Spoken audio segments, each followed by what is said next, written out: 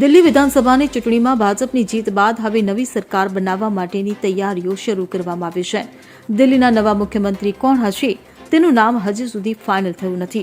તે પહેલા શપથ ગ્રહણ સમારોહની તારીખ જાહેર કરવામાં આવી છે. મળતી માહિતી મુજબ મુખ્યમંત્રીનો શપથ ગ્રહણ સમારોહ 20 ફેબ્રુઆરીએ દિલ્હીમાં યોજાશે. આ ખાસ કાર્યક્રમ રામલીલા મેદાનમાં આયોજિત કરવામાં આવશે. સોમવારે યોજાનારી ભાજપ વિધાનસભા પક્ષની બેઠક મુલતવી રાખવામાં આવી છે.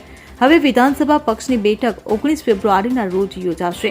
ઉલ્લેખનીય છે કે દિલ્હી વિધાનસભા ચૂંટણીમાં ભારતીય જનતા પાર્ટીની જીત બાદ નવા મંત્રીમંડળનો શપથ ગ્રહણ સમારોહ રામલીલા મેદાનમાં યોજાશે. વિધાનસભા ચૂંટણીના પરિણામો 8 ફેબ્રુઆરીના રોજ જાહેર થયા હતા. જણાવવામાં આવી રહ્યું છે કે રામલીલા મેદાન સંભવિત સ્થળોમાંનું એક છે, જેનો વિચાર કરવામાં આવી રહ્યો છે. મહત્વનું છે કે દિલ્હીમાં 27 વર્ષ પછી ભાજપની સરકાર બનવા જઈ રહી છે. આ કારણોસર શપથ ગ્રહણ સમારોહ પણ ખૂબ જ ભવ્ય બનવાનો છે. Bureau report CN24 news. હવે જુઓ દેશ દુનિયાની તમામ ખબરો તમારી આંગળીના ટેરવે.